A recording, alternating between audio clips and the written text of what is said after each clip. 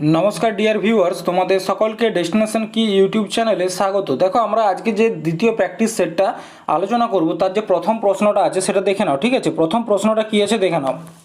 প্রথম প্রশ্নটাই আছে যে সোলাঙ্কি বংশের দরবারি কবি কে ছিলেন? কোন বংশ? সোলাঙ্কি বংশ। জয়সিং সুরি নাকি বানভট্ট নাকি বিলহান নাকি চন্দ্রবর্দায়? তো সোলাঙ্কি বংশের যিনি দরবারি কবি ছিলেন, ঠিক আছে, তিনি হচ্ছেন কে? জয়সিং সুরি। ঠিক আছে, দরবারি কবি ছিলেন কে? জয়সিং সুরি। এবং এই বংশের সংস্থাপক কে ছিলেন? এই বংশের সংস্থাপক ছিলেন সংস্থাপক কে ছিলেন? মুলা রাজা।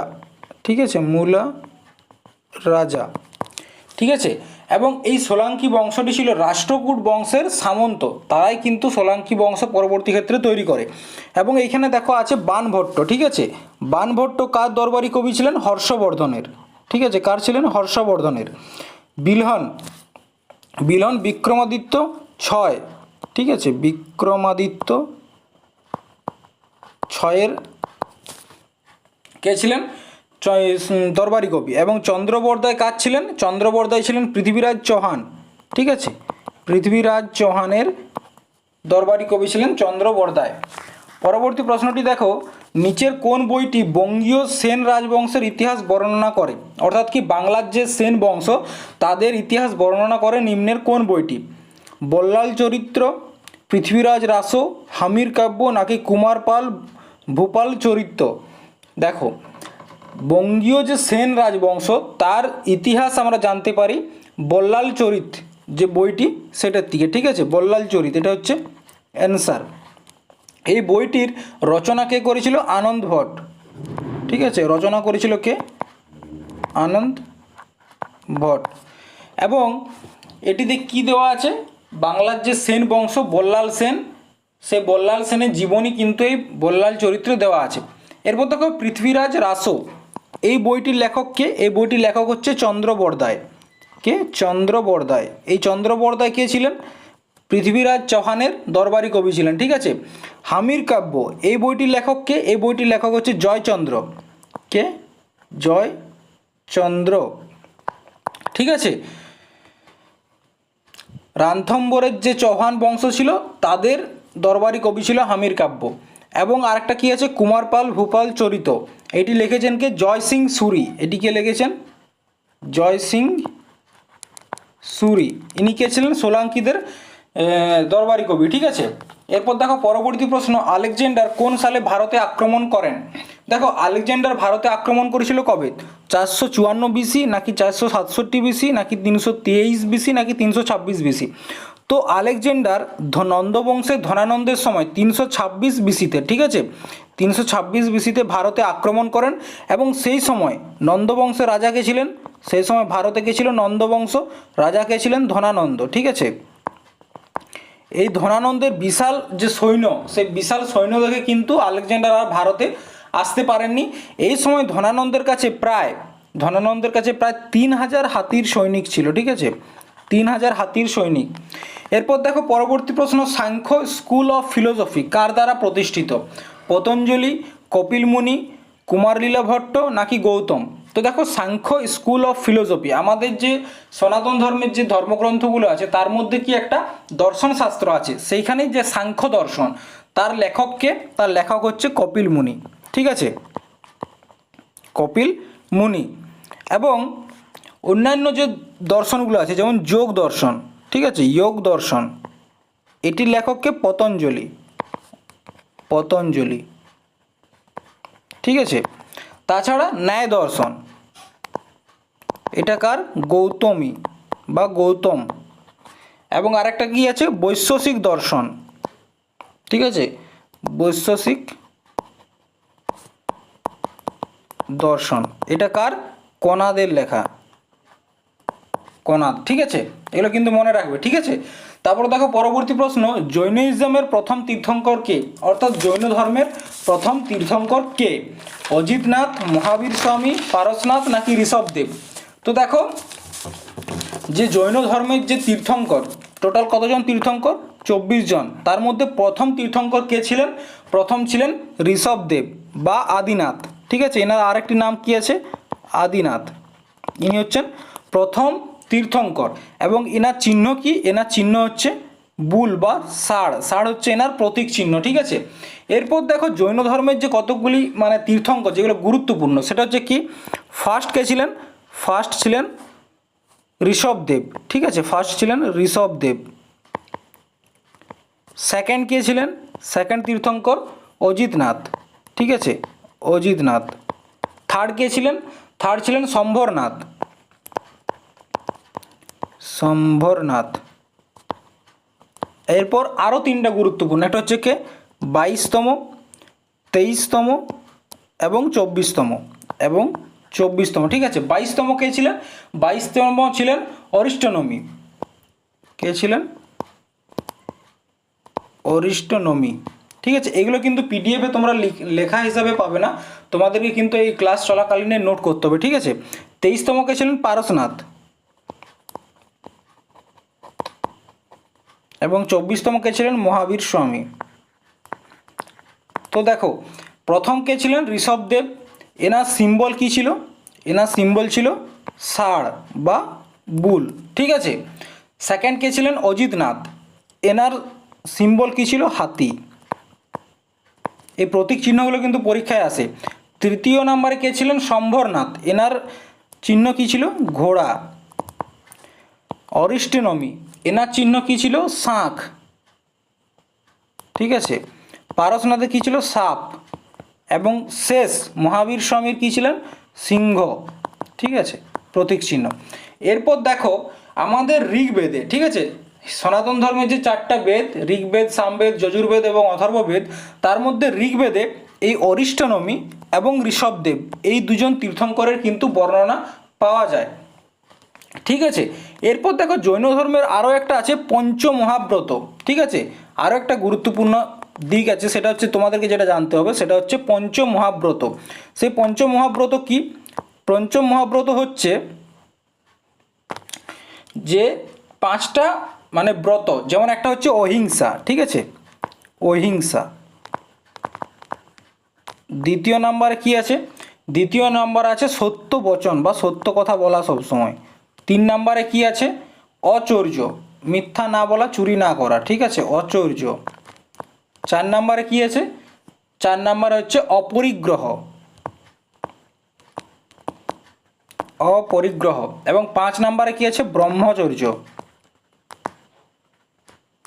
ঠিক আছে, ব্রহ্মচর্য।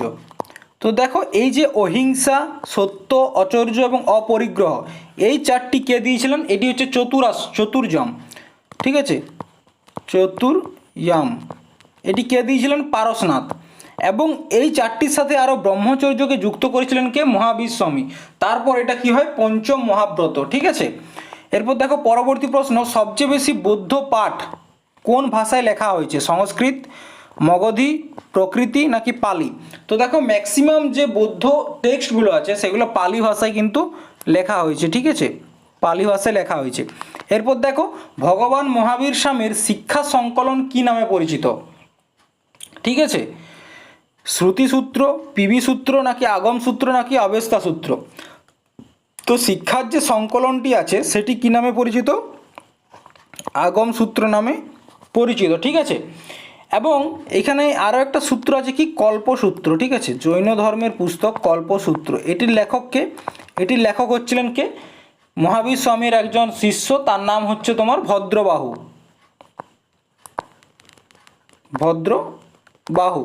এই ভদ্রবাহুই পরবর্তী ক্ষেত্রে তিনি কি দিগম্বর যে প্রথা তার কিন্তু প্রচলন করেন, অর্থাৎ কি যারা সম্পূর্ণভাবে দেহের বস্ত্র ত্যাগ করে দিয়েছে, যারা যে জৈন ধর্ম যখন দুটো ভাগে ভাগ হয়ে যায় দিগম্বর এবং শ্বেতাম্বর, সেই দিগম্বরের প্রচলন করেন কে, কল্পসূত্রের লেখক ভদ্রবাহু। এবং শ্বেতাম্বরের প্রচলন কে করেন, স্থূলভদ্র, স্থূলভদ্র, ইনি কি করেন, শ্বেতাম্বর, ঠিক আছে। এবং ভদ্রবাহু দিগম্বর, এটা কিন্তু মনে রাখবে। পরবর্তী প্রশ্ন দেখো, নিচের কোন স্থানে ভগবান বুদ্ধ নোবেল সত্য দিয়েছেন বা তার জ্ঞানের যে চর্চা প্রথমবার কোথায় করেছিলেন, বৌদ্ধগয়া, রাজগিরি, লুম্বিনী নাকি সারনাথ। তো দেখো ভগবান বুদ্ধ সারনাথে তার প্রথম যে জ্ঞান, সে জ্ঞান বিতরণ করেছিলেন। ঠিক আছে, এখানে তিনি এই ঘটনাটা কী নামে পরিচিত? ধর্মচক্র প্রবর্তন। কী নামে পরিচিত? ধর্মচক্র প্রবর্তন। ঠিক আছে, এখানে তিনি তার 5 জন শিষ্যকে, ঠিক আছে, পঞ্চভিক্ষু নামে যারা পরিচিত, 5 জন শিষ্য, এক নাম হচ্ছে, প্রথমে হচ্ছে বৈপ্য, ঠিক আছে, 2 নম্বর আছে ভদ্রিয়। এদেরকে কিন্তু তিনি তার যে জ্ঞান প্রাপ্তি, সেই জ্ঞান প্রাপ্তির পর তিনি জ্ঞান বিতরণ করেছিলেন। ঠিক আছে, অশ্বজিৎ। 4 নম্বর কে? মহানাম। এবং 5 নম্বরে কৌন্ডিন্য। এনাদেরকে প্রথমবার তিনি সারনাথে কিন্তু জ্ঞান দিয়েছিলেন। তো এই যে সময়টা, এই জ্ঞান দেওয়ার এটাকে কী বলা হচ্ছে? ধর্মচক্র প্রবর্তন। এরপর দেখো, গৌতম বুদ্ধ যখন গৃহত্যাগ করেছিলেন, ঠিক আছে, যখন গৃহত্যাগ করেন, সেই সময়টাকে কি বলা হয়? মহাভিনিষ্ক্রমণ। মহাভিনিষ্ক্রমণ। ঠিক আছে, মহাভিনিষ্ক্রমণ। এবং তিনি যখন জ্ঞান লাভ করেন, এটাকে কি বলা হয়? এটাকে বলা হচ্ছে বোধি, ঠিক আছে, বা সম্বোধি। এবং তিনি যখন মারা যান, দেহত্যাগ করেন, সেটাকে কি বলা হয়? মহাপরিনির্বাণ।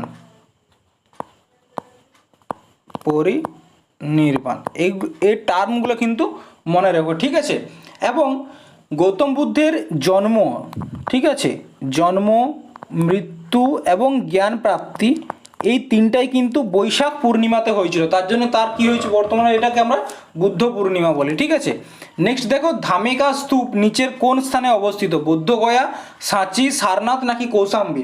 তো ধামেকা স্তূপ অবস্থিত হচ্ছে সারনাথে। এই সারনাথ, যে এই ধামেকা স্তূপ সেখানে অবস্থিত যেখানে গৌতম বুদ্ধ প্রথমবার তার জ্ঞানের কথা বলেছিলেন, যে ধর্মচক্র প্রবর্তন, সেই জায়গাটাই হচ্ছে সারনাথ। সেখানে কিন্তু ধামেকা স্তূপ অবস্থিত।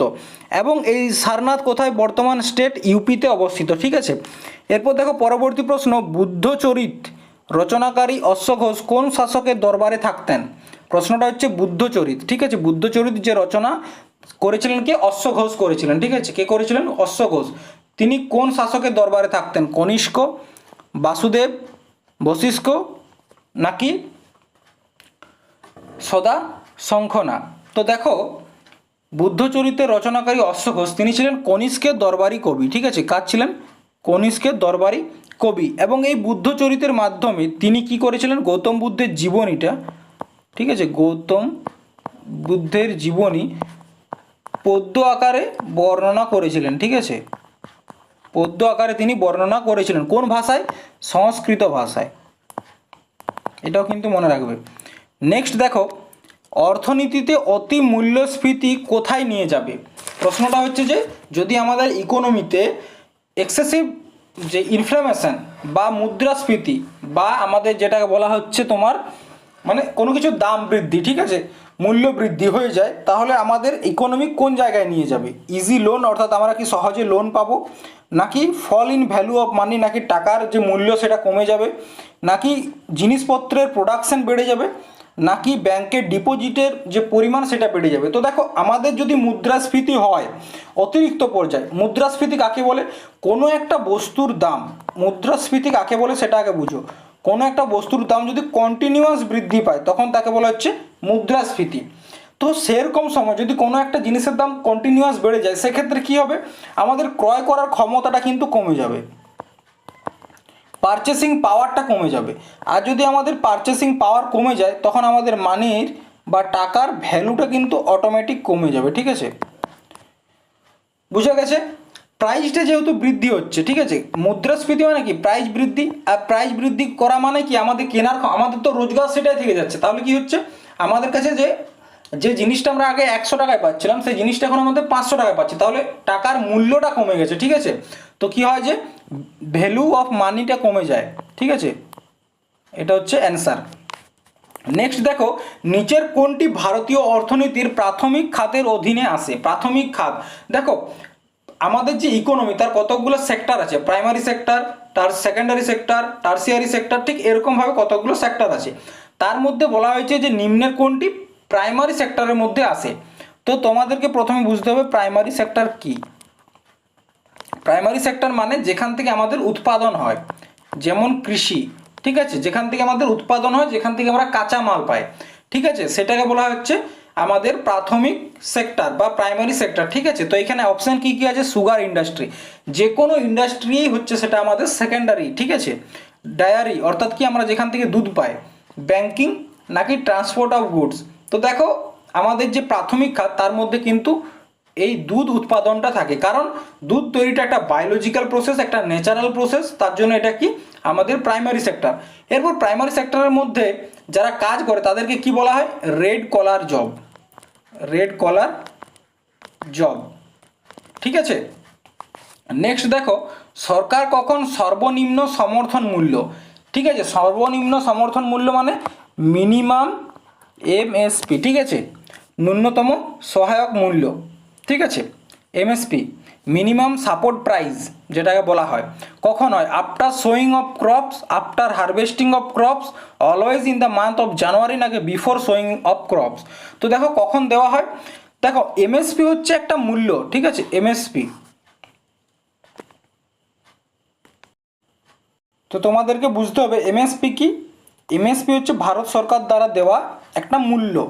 কীরকম মূল্য, ধরো আমাদের কোনো একটা চাষ করলাম, ঠিক আছে, সেই চাষটা করার পর প্রচুর পরিমাণে সেই বছর ফলন হলো, তার ফলে কি মার্কেটে সেই কোনো একটা জিনিস, ধরো টমেটো, টমেটো প্রচুর পরিমাণে মার্কেটে আসার ফলে আমাদের যদি একটা টমেটো তৈরি করতে 2 টাকা খরচ হয়, তখন দেখবো আমাদের একটা টমেটো 1 টাকাতেও বিক্রি হচ্ছে না। তখন কি করে কৃষকরা, তাদের মানে যে চাষ করা তাদের তো ক্ষতি হয়, সেই ক্ষতির থেকে বাঁচানোর জন্য সরকার কি করে একটা মিনিমাম রেট প্রাইস দেয়। অর্থাৎ কি তার যদি 2 টাকা খরচ হয় একটা টমেটো তৈরি করতে, সেক্ষেত্রে তাকে 3.5 টাকা অর্থাৎ 1.5 টাকা বেশি পরিমাণে দেওয়া হয়, ঠিক আছে, সেটাকে বলা হচ্ছে এমএসপি। এটা কে নির্ধারণ করে, এটা আমাদের একটা কমিশন আছে, এগ্রিকালচারাল প্রাইস কমিশন, ঠিক আছে। তো তারা এটা নির্ধারণ করে, ঠিক আছে, এমএসপিটা কারা নির্ধারণ করে, দেখো এমএসপি নির্ধারণের জন্য 1965 সালে একটা কমিশন গঠন করা হয় যার নাম হচ্ছে এগ্রিকালচারাল প্রাইস কমিশন, ঠিক আছে। এবং এইটারই বর্তমানে নাম পরিবর্তন করে কি হয়েছে, commission for agriculture, commission for agriculture cost and price, ঠিক আছে। নেক্সট দেখো কি অর্থশাস্ত্রে সরঞ্জাম, মেশিন, বিল্ডিং বা যা বহু বছর ধরে উৎপাদনে ব্যবহার করা যায় তাকে কি বলা হয়, ধরো কোনো একটা সরঞ্জাম, কোনো একটা মেশিন বা কোনো একটা বিল্ডিং যেটা তুমি তোমার ব্যবসার ক্ষেত্রে দীর্ঘদিন ব্যবহার করতে পারবো, তাকে কি বলা হয়, working capital, fixed capital, human capital নাকি অল অপশন আর কারেক্ট। তো দেখো এটাকে বলা হচ্ছে ফিক্সড ক্যাপিটাল। ফিক্সড ক্যাপিটাল কেন, কারণ কোনো একটা মেশিন বা কোনো একটা বিল্ডিং যখন তুমি তোমার মানে কোনো একটা ব্যবসায় লাগাচ্ছ, সেটা যখন দীর্ঘদিন ধরে সেটা তোমাকে প্রফিট দিচ্ছে, তখন সেটাকে কী বলা হচ্ছে, ফিক্সড ক্যাপিটাল। কারণ তুমি সেটাকে একবারের জন্যে সেখানে টাকাটা লাগিয়েছো, তারপর থেকে কী হচ্ছে, তুমি বেনিফিট পেয়ে যাচ্ছ। ক্যাপিটাল অর্থাৎ কি পুঁজি, তুমি একবারই লাগিয়েছো, তারপর কিন্তু ঠিক প্রত্যেকটা বছর ধরে পাচ্ছ, তার জন্য তাকে বলা হচ্ছে ফিক্সড ক্যাপিটাল। এরপর দেখো নিচের কোন খাতটি বা কোন সেক্টরটি তৃতীয় খাতের অধীনে আসে না, ইলেকট্রিসিটি, বিজনেস সার্ভিস নাকি ট্রান্সপোর্ট নাকি ট্রেড। তো দেখো তৃতীয় খাত যেটাকে বলা হচ্ছে টার্সিয়ারি, ঠিক আছে, টার্সিয়ারি সেক্টরের মধ্যে কি থাকে, সার্ভিস, ঠিক আছে।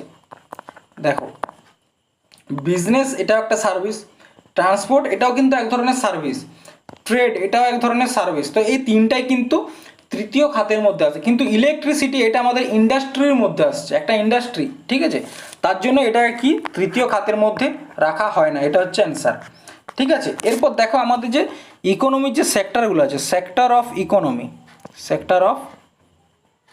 ইকোনমি এটা ক ভাগে ভাগ করা যায়, টোটাল 5 ভাগে। প্রথমে কি আছে, প্রথমে আছে প্রাইমারি সেক্টর, সেকেন্ড কি আছে সেকেন্ডারি,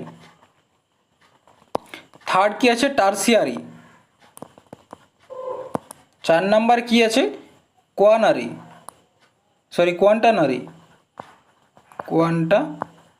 এবং 5 নম্বরে কোয়ানারি।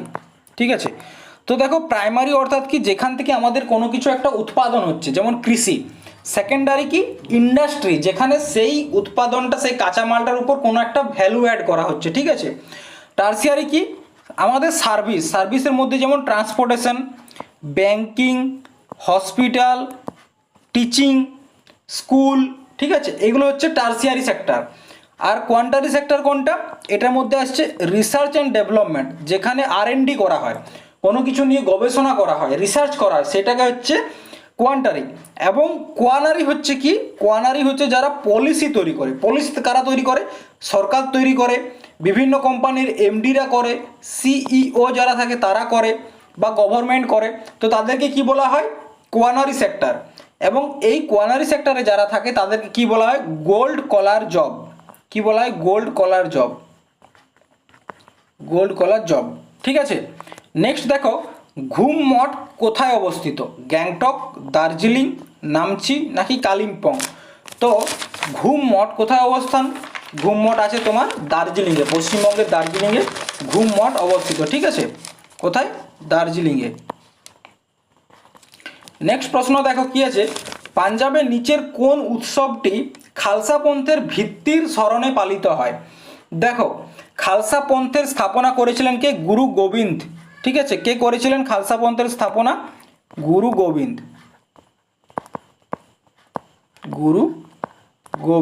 কবে? 13 এপ্রিল। ঠিক আছে, তো এই গুরু গোবিন্দের যে খালসা পন্থ, তার স্থাপনা হিসাবে কোন উৎসবটি পালন করা হয়? বৈশাখী। ঠিক আছে, এটা কাদের? পাঞ্জাবিদের একটা উৎসব, বৈশাখী। এবং এই যে হোলা মহল্লা, এটাও কিন্তু পাঞ্জাবিদের, শিখদের ফেস্টিভ্যাল। এটা কবে হয়? হোলির পরের দিন। ঠিক আছে, আমরা যেদিন হোলি বা বসন্ত উৎসব পালন করি তার পরের দিনে কিন্তু হোলা মহল্লা। ঠিক আছে, এরপর লোহরি, এটা কাদের? এটাও কিন্তু পাঞ্জাবিদের। ঠিক আছে, আর তেজ, এটা হচ্ছে গুজরাট বা রাজস্থান, এই দুটো স্টেটের উৎসব। দেখো নিচের কোন উৎসবটি বিজয় উৎসব নামে পরিচিত? হাম্পি ফেস্টিভ্যাল, গঙ্গাসাগর মেলা, পুষ্কর মেলা নাকি কোনারক ডান্স ফেস্টিভ্যাল? তো নিচের কোন উৎসবটি বিজয় উৎসব নামে পরিচিত? সেটা হচ্ছে হাম্পি ফেস্টিভ্যাল। হাম্পি কি ছিল? বিজয়নগর সাম্রাজ্যের লাস্ট ক্যাপিটাল ছিল হাম্পি। এটি কোন রাজ্যে অবস্থিত?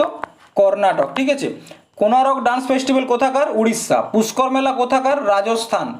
রাজস্থানের কোথায়? আজমের। গঙ্গাসাগর মেলা কোথাকার? ওয়েস্ট বেঙ্গল। ঠিক আছে, পরবর্তী দেখো উগাডি ফেস্টিভ্যাল, এটা উগদি নয়, এটা হচ্ছে উগাডি। ঠিক আছে, ট্রান্সলেশনের সময় একটু মিস্টেক হয়ে গেছে। তো উগাডি ফেস্টিভ্যাল নিম্নলিখিত কোন রাজ্যে পালিত হয়? মধ্যপ্রদেশ, অন্ধ্রপ্রদেশ, কেরালা নাকি হিমাচল প্রদেশ? তো উগাডি ফেস্টিভ্যালটা তোমার পালিত হয় কোন রাজ্যে? অন্ধ্রপ্রদেশে। ঠিক আছে, কোথায়? অন্ধ্রপ্রদেশে কিন্তু এটি পালন করা হয়। অন্ধ্রপ্রদেশের একটি গুরুত্বপূর্ণ ফেস্টিভ্যাল। এরপর দেখো মধ্যপ্রদেশ। ঠিক আছে, মধ্যপ্রদেশের কিছু গুরুত্বপূর্ণ ফেস্টিভ্যাল যেগুলো আছে সেটা হচ্ছে তোমার নিমাড়ি মির্চ। তাছাড়া কি আছে? পীরবুদান। এই প্রশ্নটা আগের দিনও তোমাদেরকে করিয়েছি। ঠিক আছে, পীরবুদান, ভগরিয়া মেলা। ঠিক আছে, এটা হলো। এরপর তোমরা চলে এসো কেরালাতে কি কি উৎসব আছে? মকর বিলুক্কু। ঠিক আছে, মকর বিলুক্কু। তাছাড়া কি আছে? আট্টুকল পোঙ্গল। আর কি আছে? ধরো হিমাচল প্রদেশ, হিমাচল প্রদেশের কিছু গুরুত্বপূর্ণ উৎসব যেমন হচ্ছে মিঞ্জর মেলা। ঠিক আছে, কি আছে? মিঞ্জর মেলা আছে। তাছাড়া কি আছে? সাজো উৎসব আছে। এরপর দেখো পরবর্তী প্রশ্ন, নিচের কোন উৎসব পবিত্র রমজান মাসের শেষ দিনে পালিত হয়? ঠিক আছে, কোন দিনে? মিলাদ উল নবী, ঈদ উল ফিতর নাকি সাহেব ই বরাত নাকি ঈদ উল জুহা? তো দেখো রমজান মাস এখন বর্তমানে চলছে, রমজান মাসের শেষে ঈদ উল ফিতর, ঠিক আছে, এই উৎসবটি ওরা পালন করা হয় আর কি। নিচের কোন উৎসবটি মহারাষ্ট্রের কৃতজ্ঞতা জ্ঞাপনের উৎসব, যেখানে ষাঁড়গুলি চাষের জন্য অপরিহার্য বলে মনে করা হয়? মকর সংক্রান্তি, পোলা ফেস্টিভ্যাল, গুড়ি পড়বা নাকি কালা ঘোড়া মহোৎসব? তো দেখো, মহারাষ্ট্রে যে আমাদের ষাঁড়, তাদেরকে সম্মান দিয়ে তাদের প্রতি কৃতজ্ঞতা জ্ঞাপনের জন্য যে উৎসবটা পালন করা হয় তাকে বলা হচ্ছে পোলা ফেস্টিভ্যাল। তাকে বলা হচ্ছে পোলা ফেস্টিভ্যাল। এই পোলা ফেস্টিভ্যালটা কিন্তু ছত্তিশগড়েও করা হয়, ঠিক আছে, এটাও কিন্তু মনে রেখো। কালাঘোড়া ফেস্টিভ্যাল মহারাষ্ট্র। গুড়ি পড়বা মারাঠিদের নতুন বছর, মারাঠিদের নিউ ইয়ার, ঠিক আছে। মকর সংক্রান্তি সব জায়গাতে হয় 14ই জানুয়ারি বা 15ই জানুয়ারি। কোনটি গুজরাটি নববর্ষ হিসাবে পালিত হয়? গুজরাটি নববর্ষ বেস্তু বরাস, বিশু, লোসার নাকি লোসং? বেস্তু বরাস। তো দেখো, গুজরাটিদের নববর্ষ হচ্ছে বেস্তু বরাস। এটা কবে হয়? দীপাবলির পরের দিন, ঠিক আছে, দীপাবলির পরের দিন এটা হয়। এটা হচ্ছে গুজরাটিদের নববর্ষ। বিশু হচ্ছে কি কেরালার যে আমাদের চাষের একটা উৎসব, ঠিক আছে, কেরালার নতুন ফসল যখন আসে তখনকার একটা উৎসব হচ্ছে বিশু। এরপর লোসার। লোসার হচ্ছে তিব্বতের যে বৌদ্ধ আছে তাদের নববর্ষ, বৌদ্ধদের, তিব্বতের যারা বৌদ্ধ আছে তাদের নববর্ষ। এটা লাদাখে কিন্তু বিশেষ করে পালন করা হয়। লোসাং কোথাকার? লোসাং হচ্ছে সিকিমের দুটা জনজাতি আছে, সিকিমের দুটো জনজাতি, একটা হচ্ছে কি ভুটিয়া আর একটা হচ্ছে লেপচা, এই দুটো জনজাতির উৎসব, ঠিক আছে। এরপর দেখো, উৎসবের মধ্যে কোনটি উৎসবের উৎসব নামে পরিচিত? উৎসবের উৎসব চাপচারকুট, হর্নবিল ফেস্টিভ্যাল, মোয়াৎসু নাকি ওয়াংলা? তো ফেস্টিভ্যাল অফ ফেস্টিভ্যাল বা উৎসবের উৎসব নামে পরিচিত নাগাল্যান্ডের হর্নবিল ফেস্টিভ্যাল, ঠিক আছে। এটা কোন রাজ্যের? নাগাল্যান্ড, নাগাল্যান্ডের হর্নবিল ফেস্টিভ্যাল,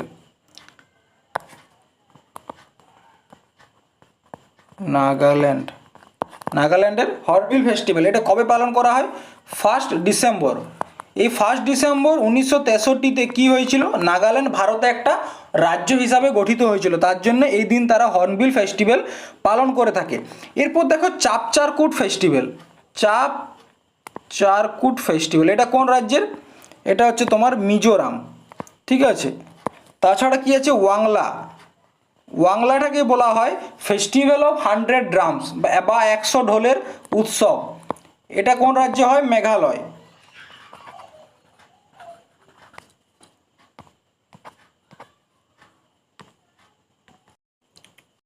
মেঘালয়, ঠিক আছে।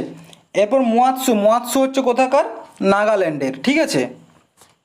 এবং এই ওয়াংলো ফেস্টিভ্যালটা এটা হচ্ছে তোমার মেঘালয়ের যে গারো ট্রাইব তাদের উৎসব, ঠিক আছে।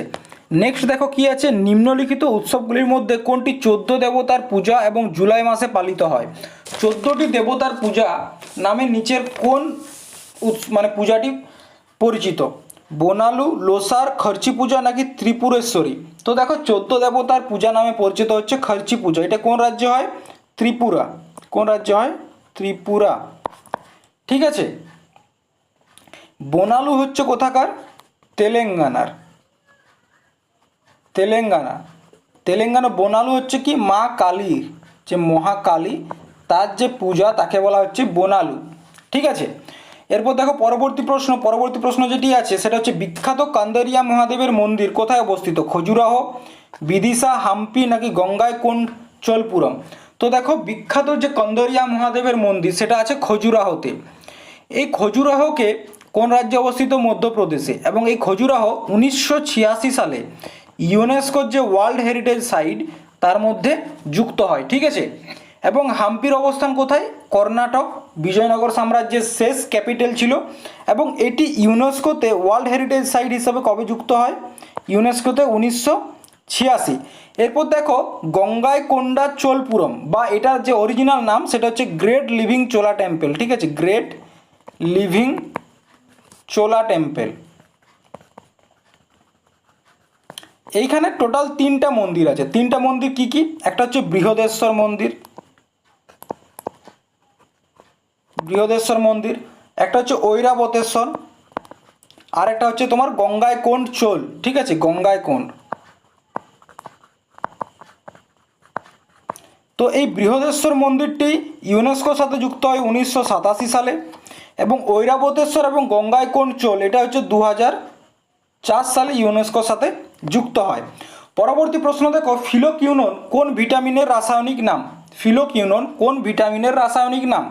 Vitamin K, vitamin B, vitamin A নাকি ভিটামিন ই? তো ফিলোকিউনোন হচ্ছে ভিটামিন কে এর রাসায়নিক নাম। ঠিক আছে, ভিটামিন কে এর রাসায়নিক নাম হচ্ছে ফিলোকিউনোন। ভিটামিন বি, ভিটামিন বি এর রাসায়নিক নাম কি? থাইমিন। এগুলো কিন্তু মনে রাখো, পরীক্ষায় কিন্তু ভিটামিন থেকে প্রচুর প্রশ্ন আসে। ভিটামিন এ, ভিটামিন এর রাসায়নিক নাম রেটিনল, রেটিনল। আর ভিটামিন ই এর রাসায়নিক নাম টোকোফেরল,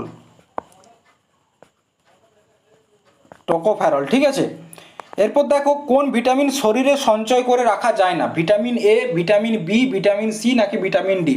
তো তোমরা মনে রাখবে ভিটামিন সি কিন্তু শরীরে সঞ্চয় হয়ে থাকে না, আমাদের ঘাম বা আমাদের যে মূত্র তার মাধ্যমে কিন্তু শরীর থেকে বেরিয়ে যায়। ঠিক আছে, ভিটামিন সি। এরপর মেরাসমাস রোগ কিসের প্রভাবে হয়?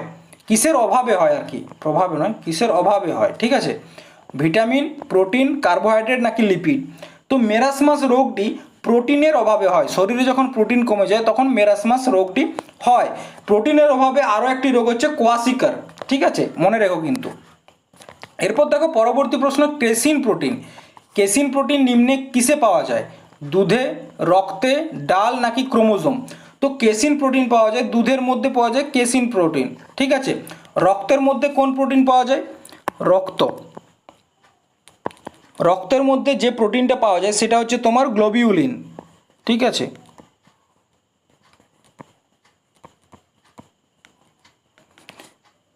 ঠিক আছে। আর ক্রোমোজোমে হিস্টোন প্রোটিন, ক্রোমোজোমে হিস্টোন প্রোটিন পাওয়া যায়। ঠিক আছে, আমাদের শরীরকে তাৎক্ষণিক শক্তি কে প্রদান করে? কার্বোহাইড্রেট, প্রোটিন, লিপিড নাকি ভিটামিন? তো তোমরা এটা মনে রাখবে, আমরা যখন আমাদের শরীরে ইনস্ট্যান্ট যদি এনার্জির প্রয়োজন হয় সেক্ষেত্রে আমরা কার্বোহাইড্রেট ব্যবহার করে থাকি। কার্বোহাইড্রেট কিন্তু আমাদেরকে ইনস্ট্যান্ট এনার্জি দেয়। তার এক্সাম্পল হচ্ছে আমাদের যে গ্লুকন ডি। গ্লুকন ডি কি? একটা কার্বোহাইড্রেট, সেটাতে কি থাকে? ইনস্ট্যান্ট এনার্জি দেয়। জলে গুলে আমরা খেয়ে নিই, ইনস্ট্যান্ট এনার্জি দেয়। ঠিক আছে, পরবর্তী প্রশ্ন, আন্দামান নিকোবরের রাজধানী পোর্ট ব্লেয়ার কোন দ্বীপে অবস্থিত?